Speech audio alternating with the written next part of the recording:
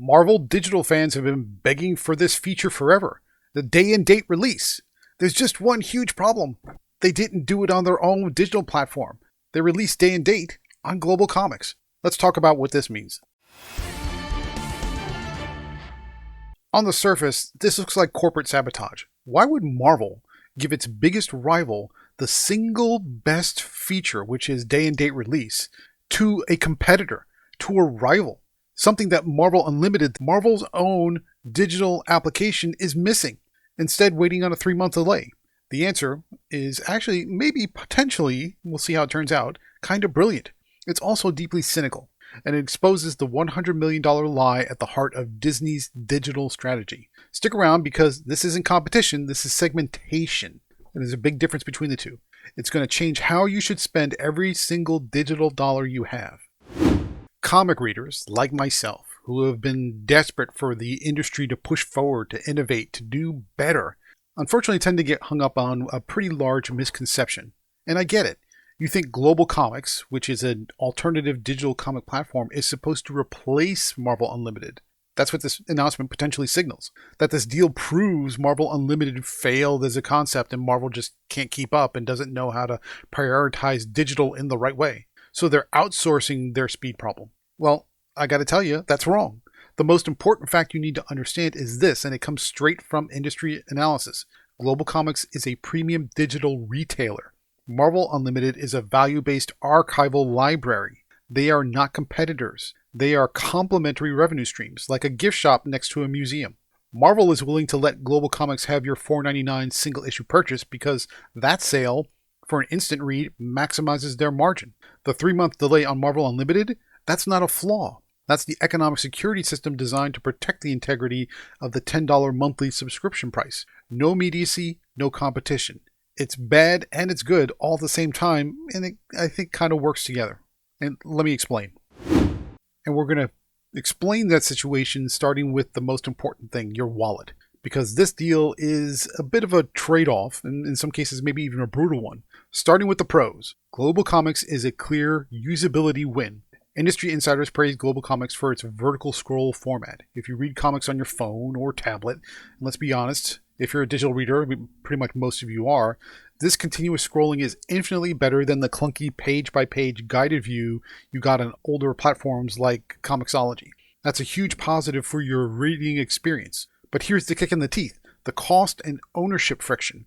Day and date issues are sold at the standard digital price. And I need you to understand this, these issues are not DRM free. You're buying a license to read it on the GlobalComix server, not the file itself. So in effect, you're renting it or you're leasing it. You're not truly buying it. For the dedicated collector, this is a zero ownership proposition.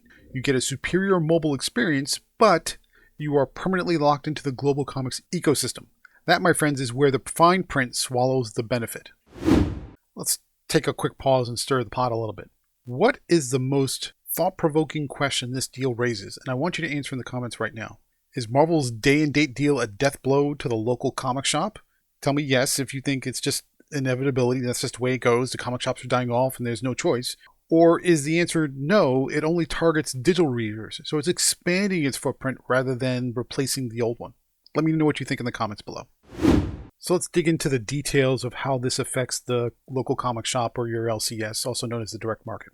On one hand, GlobalComix offers the only financial benefit Marvel will allow, approximately 10% gold member discount on new single issues. As reports confirm, that's about a 50% savings on a standard comic. That's money out of the physical retailer's pocket, yes. Industry observers, as confirmed by recent market reports, are voicing deep concern over further digital erosion. However, here's the counterpoint. Marvel's official strategy is market expansion. They argued correctly that they are simply using the global part of GlobalComix to tap into international markets, where the physical direct market is simply less robust. There are countries, for people that I know and that I work with, who say that they would have to go miles and miles and miles out of their way to find one comic shop. It's a challenge. They're also capitalizing on readers who already skip the physical store.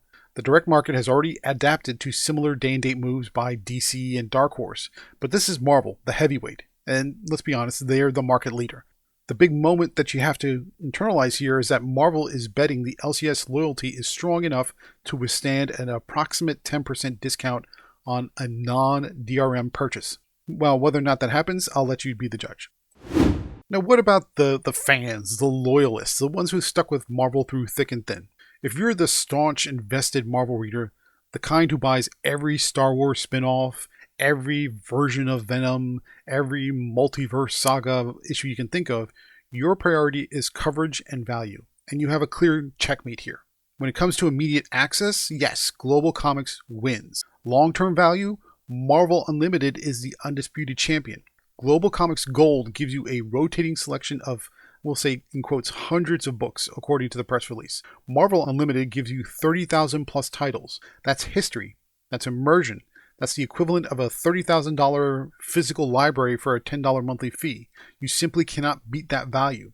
Another critical detail for the staunch reader, the deal excludes trade paperbacks and digital first series. So even if you buy every single issue day and date on GlobalComix, you still have to use other platforms to get the complete Marvel digital library. Marvel is forcing you into a multi-platform buying habit. So what's the verdict if you are a staunch, dyed-in-the-wool, forever and ever Marvel reader? GlobalComix is a necessary tool for immediacy and a superior mobile reading experience. But it is a financial and archival loss. You still need Marvel Unlimited for the backlog, and you still need other digital storefronts for the exclusions. You need 3 apps where you used to need 1. And that, to be frank, is a pain in the butt. Alright, so we addressed the folks who are longtime Marvel fans, but what about new readers? If you're just getting into comics digitally, this is your simple decision flow. Are you a binger or are you a browser? Choose Marvel Unlimited if you're a binger. Your goal is to dive exclusively into the Marvel Universe and history, using the lowest cost per comic possible. You're patient, and you value your $30,000 plus archive over instant gratification. On the other hand, choose GlobalComix Gold if you're the browser.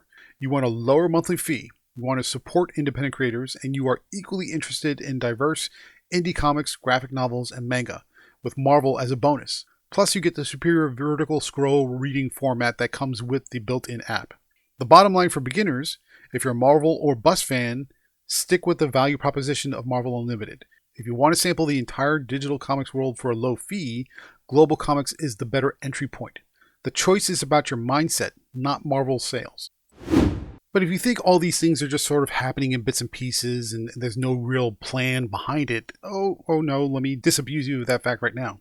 This is the part of the report that validates why you really wanted to get into the nitty-gritty of it. The deal is not a fluke. It's the inevitable outcome of Disney's multi-platform monetization strategy. Marvel is not outsourcing their digital platform. They are segmenting the digital universe to mitigate risk and increase global reach, as confirmed by business analysts who are associated with this report. Think of it like this.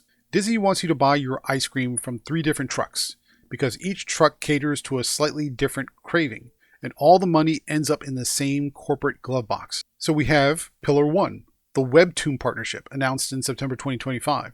This deal specifically targets younger Gen Z readers with a vertical scroll format and original content. It's Marvel's play for the youth market. Pillar 2, which is this announcement, GlobalComix. This is their play for the international market penetration and the immediacy buyer. GlobalComix already has a distribution network, and Marvel simply plugs its content in, reducing the high cost of maintaining their own global digital infrastructure. This strategy is smart because it looks at the competition. DC Comics is doing the exact same thing to a certain degree, maintaining their proprietary app, DC Universe Infinite, while distributing content in GlobalComix. They learned from Dark Horse, which shut down its own digital storefront entirely in 2025 to consolidate with partners. Marvel is following the safe, profitable middle path. The ultimate goal of this segmentation is to compete on every front: speed, value, archive, and mobile format, without ever having one platform cannibalize the other. The genius of the deal, if you want to use that word, is that your wallet is paying 3 different companies, but all 3 are ultimately paying Marvel. So what's the final verdict on the GlobalComix deal that's just been announced? It's a calculated, necessary trade-off. It's a win for convenience and mobile reading, and it's a win for Disney's global balance sheet. But it's a clear loss for your file ownership and digital simplicity. So you got to give a little to get a little, as the saying goes. So if you've heard this announcement before watching this video, you were right to be confused. The system is designed to look like a messy rivalry when it's really a finely tuned machine built to vacuum up every available digital dollar. So if you want to know what this multi-platform strategy means for the price of physical comics next year, well, you're just going to have to stay tuned to find out. But we are going to be covering it when that day comes. So don't forget to hit the like button and subscribe button if this report validated your industry suspicions. Now, go read comics, but read wisely. I'll see you next time for more comical opinions.